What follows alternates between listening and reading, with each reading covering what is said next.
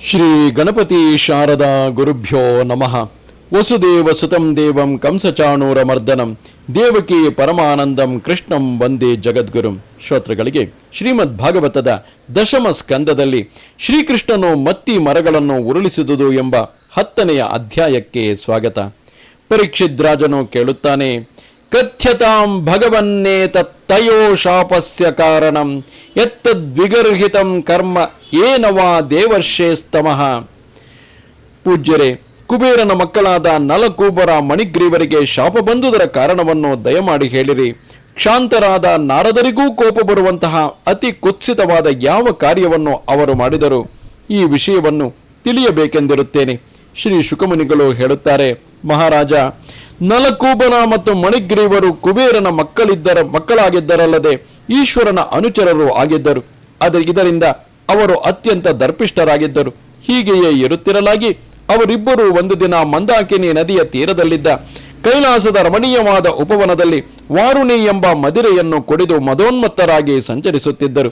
ಮದಿರೆಯ ಪಾನ ಮಾಡಿ ಅಮಲಿನಲ್ಲಿದ್ದ ಅವರ ಕಣ್ಣುಗಳು ತಿರುಗುತ್ತಿದ್ದವು. ತಮ್ಮನ್ನು ನಾನಾ ಪ್ರಕಾರವಾಗಿ ಸ್ತೋತ್ರ ಮಾಡುತ್ತಿದ್ದ ಸ್ತ್ರೀಯರಿಂದೊಡಗೂಡಿ ಪುಷ್ಪಭರಿತವಾಗಿದ್ದ ಆ ವನದಲ್ಲಿ ಕುಬೇರನ ಮಕ್ಕಳು ವಿಹರಿಸುತ್ತಿದ್ದರು. ಬಳಿಕ ಅವರು ಕೆಂದಾವರೆಗಳಿಂದ ಮಂಡಿತವಾಗಿದ್ದ ಗಂಗಾ ನದಿಯ ನೀರಿನಲ್ಲಿಳಿದು ಸ್ತ್ರೀಯರೊಡನೆ ಗಂಡಾನೆಗಳು ಹೆಣ್ಣಾನೆಗಳೊಡನೆ ರಮಿಸುವಂತೆ ಜಲಕ್ರೀಡೆಯಾಡುತ್ತಿದ್ದರು.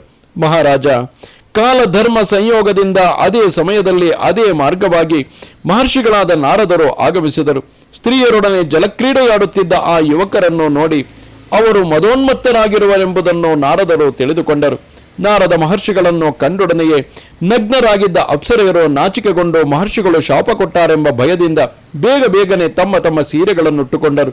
ಆದರೆ ನಲಕೂಬರ ಮಣಿಗ್ರೀವರು ಮಾತ್ರ ನಾರದರನ್ನು ನೋಡಿದರೂ ವಿಚಲಿತರಾಗಲಿಲ್ಲ. ನಗ್ನರಾಗಿಯೇ ಎದ್ದು ಬಿಟ್ಟರು.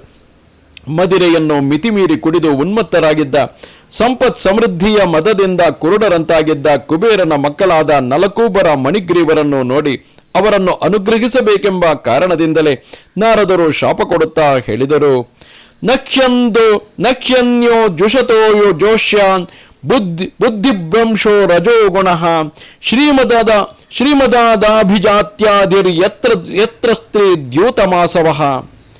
ಇಂದ್ರಿಯಗಳಿಗೆ ಪ್ರಿಯವಾದ ವಿಷಯಗಳಲ್ಲಿ ಆಸಕ್ತನಾಗಿರುವ ಮನುಷ್ಯನಿಗೆ ಬುದ್ಧಿಯನ್ನು ಸಂಪೂರ್ಣವಾಗಿ ಹಾಳು ಮಾಡುವುದೆಂದರೆ ವಿಶೇಷವಾಗಿ ಧನ ಮದವೇ ಆಗಿದೆ. ರಜೋಗುಣಕ್ಕೆ ಸಂಬಂಧಿಸಿದ ಹಿಂಸೆಯೇ ಮುಂತಾದ ಕಾರ್ಯಗಳಿಂದಾಗಲಿ, ವಿದ್ಯಾ ಮದದಿಂದಾಗಲಿ, ಕುಲ ಮದದಿಂದಾಗಲಿ, ರೂಪಿನ ಮದದಿಂದಾಗಲಿ ಅಷ್ಟು ಮಟ್ಟಿಗೆ ಬುದ್ಧಿಯು ಹಾಳಾಗುವುದಿಲ್ಲ. ಧನ ಮದದ ಜೊತೆಯಲ್ಲೇ ಸೇರಿ ಬರುವ ದುರ್ವ್ಯಸನಗಳೆಂದರೆ ಜೂಜಾಟ, ಮದ್ಯಪಾನ, ಸ್ತ್ರೀ ಸಂಘಗಳು. ಆದುದರಿಂದ ಧನ ಮದವೇ ಎಲ್ಲ ಮದಗಳಿಗಿಂತಲೂ ಹೆಚ್ಚಾಗಿ ಬುದ್ಧಿಯನ್ನು ಹಾಳು ಮಾಡುತ್ತದೆ. ಹನ್ಯಂತೆ ಪಶವೋ ಯತ್ರ ನಿರ್ದಯೈ ರಜಿತಾತ್ಮಭಿಃ ಮನ್ಯಮಾನೈರಿಮಂ ದೇಹ ಮಜರಾ ಮೃತ್ಯು ನಶ್ವರಂ. ಧನ ಮದದಿಂದ ಕೊಬ್ಬಿರತಕ್ಕವರು ನಶ್ವರವಾದ ಈ ದೇಹವನ್ನೇ ಅಜರವಾದುದೆಂದು, ಅಮರವಾದುದೆಂದು, ಅಂದರೆ ಮುಪ್ಪು ಸಾವುಗಳಿಲ್ಲದೆಂದು ಭಾವಿಸಿಕೊಂಡಿರುತ್ತಾರೆ. ಮನೋನಿಗ್ರಹವೆಂದರೆ ಏನೆಂಬುದೇ ಇವರಿಗೆ ತಿಳಿದಿರುವುದಿಲ್ಲ. ಇಂದ್ರಿಯಗಳು ಕುಣಿಸಿದಂತೆ ಕುಣಿಯುತ್ತಿರುತ್ತಾರೆ. ಅಭಕ್ಷ್ಯ ಭೋಜನವನ್ನು ಮಾಡುತ್ತಾರೆ. ಮಾಂಸವನ್ನು ಯಥೇಚ್ಛವಾಗಿ ತಿನ್ನುತ್ತಾರೆ. ಇವರ ಜಿಹ್ವಾ ಚಾಪಲ್ಯದ ತೃಪ್ತಿಗಾಗಿ ನಿರ್ದಯರಾದ ಕ್ರೂರಿಗಳಾದ ಇವರಿಂದ ಅಥವಾ ಇವರ ಸಲುವಾಗಿ ಹಲವಾರು ಪ್ರಾಣಿಗಳು ಕೊಲ್ಲಲ್ಪಡುತ್ತವೆ. ದೇವ ಸಂಜ್ಞಿತಮಪ್ಯಂತೆ ಕ್ರಮಿ ವಿಡ್ಭಸ್ಮ ಸಂಜ್ಞಿತಂ ಭೂತಧೃಕ್ತ ಕೃತೆ ಸ್ವಾರ್ಥಂ ಕಿಂ ವೇದ ನಿರಯೋ ಯತಃ. ಅಯ್ಯೋ, ಯಾವ ಶರೀರವನ್ನು ಭೂದೇವ, ನರದೇವ, ರಾಜ, ಮಹಾರಾಜ ಮುಂತಾಗಿ ಕೊಂಡಾಡುವರೋ ಅಂತಹ ಶರೀರಕ್ಕೆ ಯಾವ ಅವಸ್ಥೆಯುಂಟಾಗುತ್ತದೆ? ಪ್ರಾಣ ಪಕ್ಷಿಯು ಹಾರಿ ಹೋದೊಡನೆಯೇ ಶರೀರದಲ್ಲಿ ಹುಳು ಬೀಳುತ್ತದೆ. ಶರೀರವು ಹುಳುಗಳ ಮಯವೇ ಆಗಿಬಿಡುತ್ತದೆ. ಶರೀರವು ಆ ಹುಳುಗಳ ವಿಷ್ಟೆಯಾಗಿ ಪರಿಣಮಿಸುತ್ತದೆ ಅಥವಾ ಸುಟ್ಟು ಹಾಕುವುದರಿಂದ ಭಸ್ಮವಾಗಿ ಬಿಡುತ್ತದೆ. ಅಂತಹ ದುರವಸ್ಥೆಯನ್ನು ಹೊಂದುವ ಶರೀರದ ವೈಭವಕ್ಕಾಗಿ ಪ್ರಾಣಿಗಳಿಗೆ ದ್ರೋಹವೆಸಗುವವನು ಎಂತಹ ಸ್ವಾರ್ಥವನ್ನು ಸಾಧಿಸಬಲ್ಲನು? ಪ್ರಾಣಿಗಳಿಗೆ ದ್ರೋಹವೆಸಗುವುದರಿಂದ, ಜಿಹ್ವಾ ಚಾಪಲ್ಯಕ್ಕಾಗಿ ಪ್ರಾಣಿಗಳನ್ನು ಹಿಂಸಿಸುವುದರಿಂದ ನರಕಕ್ಕೆ ಹೋಗುತ್ತಾನೆ ಎಂಬುದರಲ್ಲಿ ಸಂಶಯವೇ ಇಲ್ಲ. ದೇಹ ಕಿಮನ್ನ ಧಾತು ಸ್ವಂ ನಿಷೇಕ್ತುರ್ಮಾತುರೇವಚ ಮಾತು ಪಿತುರ್ವಾ ಬಲಿನ ಕ್ರೇತುರಗ್ನೇ ಶುನೋಪಿವ. ನಶ್ವರವಾದ ಈ ಶರೀರವು ಯಾರದೆಂಬುದನ್ನಾದರೂ ನಿರ್ಧರಿಸಲು ಸಾಧ್ಯವಿರುವುದೇ? ಅನ್ನ ಬಿಟ್ಟು ಪೋಷಿಸಿದವರದ್ದೇ ಈ ಶರೀರ. ಗರ್ಭಾಧಾನ ಮಾಡಿದ ತಂದೆಗೆ ಸೇರಿದ್ದೆ, ಅಥವಾ 9 ತಿಂಗಳು ಹೊತ್ತು ಹೆತ್ತ ತಾಯಿಯದೇ? ತಾಯಿಯ ಜನ್ಮಕ್ಕೆ ಕಾರಣನಾದ ತಾತನದೇ? ಬಲಾತ್ಕಾರವಾಗಿ ಜೀತ ಮಾಡಿಸಿಕೊಳ್ಳುವ ಯಜಮಾನನದೇ? ಗುಲಾಮನಂತೆ ಮನುಷ್ಯನನ್ನು ಕ್ರಯಕ್ಕೆ ಕೊಂಡುಕೊಂಡವನದೇ? ಅಥವಾ ಅಂತಿಮವಾಗಿ ಆಶ್ರಯವನ್ನು ನೀಡುವ ಚಿತಾಗ್ನಿಯದೇ? ಇಂತಹ ಮೃತ ಶರೀರಗಳನ್ನೇ ತಿನ್ನಲು ಕಾದು ಕುಳಿತಿರುವ ನಾಯಿ ನರಿಗಳದ್ದೇ? ತಾನು ಯಾರಿಗೆ ಸೇರಿದವನೆಂದೇ ನಿರ್ಧರಿಸಿಕೊಳ್ಳಲಾಗದ ಮನುಷ್ಯನು ತನ್ನ ಶರೀರದ ಪೋಷಣೆಗಾಗಿ ಅನ್ಯ ಪ್ರಾಣಿಗಳನ್ನು ಕೊಂದು ಅದರ ಮಾಂಸವನ್ನು ಭಕ್ಷಿಸುತ್ತಾನಲ್ಲ, ಎಂತಹ ಕ್ರೌರ್ಯವಿದು! ಏವಂ ಸಾಧಾರಣಂ ದೇಹಮವ್ಯಕ್ತ ಪ್ರಭವಾಪ್ಯಯಂ ಕೋ ವಿದ್ವಾನಾತ್ಮಸಾತ್ಕೃತ್ವ ಹಂತಿ ಜಂತೋ ನೃತೆ ಸತಃ. ನಿಶ್ಚಯವಾಗಿ ಹೇಳುವುದಾದರೆ ಈ ದೇಹವು ಸಾಧಾರಣವಾದ ಒಂದು ವಸ್ತುವಾಗಿದೆ. ಅವ್ಯಕ್ತ ಪ್ರಕೃತಿಯಿಂದಲೇ ಹುಟ್ಟಿ ಅವ್ಯಕ್ತದಲ್ಲೇ ಸೇರಿಕೊಳ್ಳುತ್ತದೆ. ಯಾವ ವಿದ್ವಾಂಸನು ತಾನೇ ಇಂತಹ ನಶ್ವರವಾದ ದೇಹವನ್ನು ತನ್ನದೆಂಬುದಾಗಿ ಭಾವಿಸಿಕೊಂಡು ಅದರ ಪೋಷಣೆಗಾಗಿ ತನ್ನಂತೆಯೇ ಇರುವ ಇತರ ಪ್ರಾಣಿಗಳನ್ನು ವಧಿಸುತ್ತಾನೆ? ಅಸತ್ಪುರುಷರಲ್ಲದೆ ಬೇರಾರೂ ಹೀಗೆ ಮಾಡುವುದಿಲ್ಲ. ಅಸತ ಶ್ರೀಮದಾಂಧಸ್ಯ ದಾರಿದ್ರ್ಯಂ ಪರಮಂಚನಂ ಆತ್ಮೌಪಮ್ಯೇನ ಭೂತಾನಿ ದರಿದ್ರ ಪರಮೀಕ್ಷತೆ. ಧನ ಮದದಿಂದ ಪರಮ ದುಷ್ಟನಾಗಿರುವವನ ಕಣ್ಣು ತೆರೆಸಲು ದಾರಿದ್ರ್ಯವೆಂಬುದೇ ಶ್ರೇಷ್ಠವಾದ ಅಂಜನವಾಗಿದೆ. ಏಕೆಂದರೆ ದರಿದ್ರನಾದವನು ಇತರ ಪ್ರಾಣಿಗಳನ್ನು ತನ್ನಂತೆಯೇ ಇರುತ್ತವೆ ಎಂದು ಭಾವಿಸಿಕೊಂಡಿರುತ್ತಾನೆ. ಆದುದರಿಂದ ಅವುಗಳನ್ನು ಹಿಂಸಿಸ ಹೋಗುವುದಿಲ್ಲ. ಯಥಾ ಕಂಠಕ ವಿದ್ಧಾಂಗೋ ಜಂತೋರ್ನೇಚ್ಛತಿ ತಾಂ ವ್ಯಥಾಂ ಜೀವ ಸಾಮ್ಯಂ ಗತೋ ಲಿಂಗೈರ್ನ ತಥಾ ವಿದ್ಧ ಕಂಠಕಃ. ಯಾವನ ಕಾಲಿಗೆ ಒಮ್ಮೆ ಮುಳ್ಳು ಚುಚ್ಚಿದ್ದಿತೋ ಮತ್ತು ಅದರ ಯಾತನೆಯನ್ನು ಸಂಪೂರ್ಣವಾಗಿ ಅನುಭವಿಸಿದ್ದನೋ ಅಂತಹವನು ಇತರರ ಕಾಲಿಗೂ ಮುಳ್ಳು ಚುಚ್ಚಬಾರದೆಂದು ಅಪೇಕ್ಷಿಸುತ್ತಾನೆ. ಏಕೆಂದರೆ ಮುಳ್ಳು ಚುಚ್ಚುವುದರಿಂದ ಆಗುವ ನೋವು ಕಷ್ಟಗಳನ್ನು ಅವನು ಅನುಭವಿಸಿದ್ದಾನೆ. ಆದರೆ ಮುಳ್ಳು ಚುಚ್ಚದೇ ಇರುವವನಿಗೆ, ಅದರ ಯಾತನೆಯನ್ನು ಅನುಭವಿಸದೇ ಇರುವವನಿಗೆ ಹಾಗೆ ಅನಿಸುವುದಿಲ್ಲ.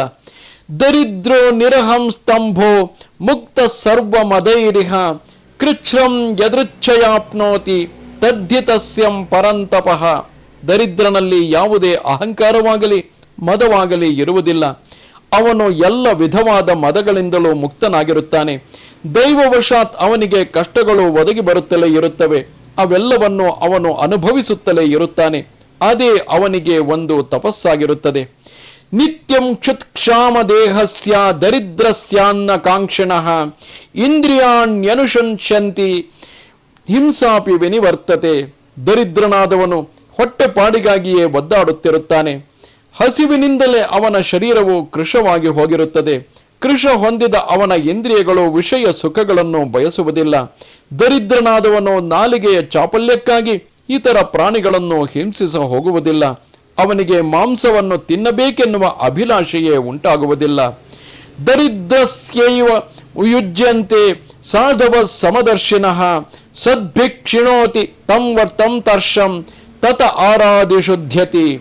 ಸಾಧುಗಳು ಯದ್ಯಪಿ ಸಮದರ್ಶಿಗಳಾಗಿದ್ದರೂ ಬಡವರು ಬಲ್ಲಿದರೆಂಬ ಭೇದವು ಅವರಿಗೆ ಇಲ್ಲದಿದ್ದರೂ ದರಿದ್ರರಾದವರಿಗೆ ಸಾಧು ಸಮಾಗಮವು ಬಹಳ ಸುಲಭವಾಗಿ ಆಗುತ್ತದೆ. ಏಕೆಂದರೆ ದರಿದ್ರರಾದವರಿಗೆ ಭೋಗಾದಿಗಳು ಇರುವುದೇ ಇಲ್ಲ. ಆಸೆ ಎಂಬುದೊಂದೇ ಇರುತ್ತದೆ.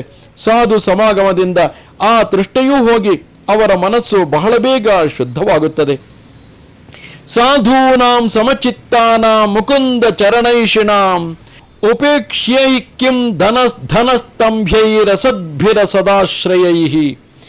ಯಾವ ಸತ್ಪುರುಷರ ಬುದ್ಧಿಯು ಸರ್ವರಲ್ಲಿಯೂ ಸಮತ್ವದಿಂದಿರುವುದೋ, ಶ್ರೀ ಮುಕುಂದನ ಪಾದಾರವಿಂದಗಳನ್ನೇ ಯಾರು ಶರಣು ಹೊಂದಿರುವರೋ ಅಂತಹವರಿಗೆ ಉಪೇಕ್ಷೆಗೆ ಯೋಗ್ಯರಾದ ದುಷ್ಟರಿಗೆ ಯಾವಾಗಲೂ ಆಶ್ರಯವನ್ನೀಯುವ ಧನ ಮದದಿಂದಾಗಿ ಅತ್ಯಂತ ದುಷ್ಟರಾಗಿರತಕ್ಕವರಿಂದ ಆಗಬೇಕಾದ್ದೇನಿದೆ? ಈ ಇಬ್ಬರು ದೇವಕುಮಾರರಿಗೂ ವಾರುಣಿ ಮದ್ಯವನ್ನು ಕುಡಿದು ಅಮಲೇರಿದೆ. ಧನ ಮದದಿಂದಲೂ ಇವರು ಕುರುಡರಾಗಿ ಬಿಟ್ಟಿದ್ದಾರೆ. ಇವರು ತಮ್ಮ ಇಂದ್ರಿಯಗಳನ್ನು ಅಧೀನದಲ್ಲಿ ಇಟ್ಟುಕೊಂಡಿಲ್ಲ. ಇಂದ್ರಿಯಗಳಿಗೆ ದಾಸರಾಗಿ ಸ್ತ್ರೀಲಂಪಟರಾಗಿದ್ದಾರೆ. ಇವರ ಅಜ್ಞಾನ ಜನಿತವಾದ ಮದವನ್ನು ವಿನಾಶಗೊಳಿಸುತ್ತೇನೆ. ಇವರು ಲೋಕಪಾಲನಾದ ಕುಬೇರನ ಮಕ್ಕಳೇ ಆಗಿದ್ದರೂ ತಮೋ ಗುಣಿಗಳಾಗಿ ಮದೋನ್ಮತ್ತನಾಗಿ ಬುದ್ಧಿಗೆಟ್ಟಿರುತ್ತಾರೆ. ತಾವು ಮತ್ತೊಬ್ಬನ ಸಮಕ್ಷದಲ್ಲಿ ನಗ್ನರಾಗಿರುವೆವು ಎಂಬ ಅರಿವು ಇವರಿಗೆ ಇಲ್ಲವಾಗಿದೆ. ಆದುದರಿಂದ ಇವರಿಬ್ಬರೂ ಈಗ ವೃಕ್ಷಯೋನಿಯನ್ನು ಹೊಂದಲು ಯೋಗ್ಯರಾಗಿರುತ್ತಾರೆ. ವೃಕ್ಷಗಳಾಗಿ ಹುಟ್ಟುವುದರಿಂದ ಇಂತಹ ದುರಭಿಮಾನವು ಇವರಲ್ಲಿ ಇರಲು ಸಾಧ್ಯವಾಗುವುದಿಲ್ಲ. ವೃಕ್ಷ ಯೋನಿಯಲ್ಲಿದ್ದರೂ ಇವರಿಗೆ ನನ್ನ ಅನುಗ್ರಹದಿಂದಾಗಿ ಭಗವಂತನ ಸ್ಮರಣೆ ಇರುತ್ತದೆ. ಪುನಃ ನನ್ನ ಅನುಗ್ರಹದಿಂದಲೇ ಇವರಿಗೆ ದೇವಮಾನದಲ್ಲಿ 100 ವರ್ಷಗಳು ಕಳೆದ ನಂತರ ಭಗವಾನ್ ಶ್ರೀಕೃಷ್ಣನ ಸಾನ್ನಿಧ್ಯವು ಪ್ರಾಪ್ತವಾಗಿ ಶಾಪದಿಂದ ಮುಕ್ತರಾಗುತ್ತಾರೆ. ಪರಮಾತ್ಮನ ಪಾದಾರವಿಂದಗಳಲ್ಲಿ ಪರಮ ಭಕ್ತಿಯುಳ್ಳವರಾಗಿ ಈ ಇಬ್ಬರು ಪುನಃ ಸ್ವರ್ಗಲೋಕಕ್ಕೆ ಹೊರಟು ಹೋಗುತ್ತಾರೆ.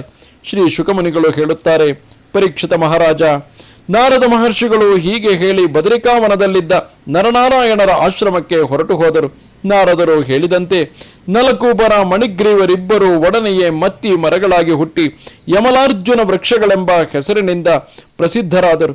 ಭಾಗವತೋತ್ತಮರಾದ ನಾರದ ಮುನಿಗಳ ಮಾತನ್ನು ನಿಜವಾಗಿಸುವುದಕ್ಕಾಗಿ ಭಕ್ತ ಪ್ರೇಮಿಯಾದ ಶ್ರೀಕೃಷ್ಣನು ಒರಳು ಕಲ್ಲನ್ನು ಎಳೆದುಕೊಂಡು ಮೆಲ್ಲನೆ ಅರ್ಜುನ ವೃಕ್ಷಗಳ ಬಳಿಗೆ ಸಾರಿದನು.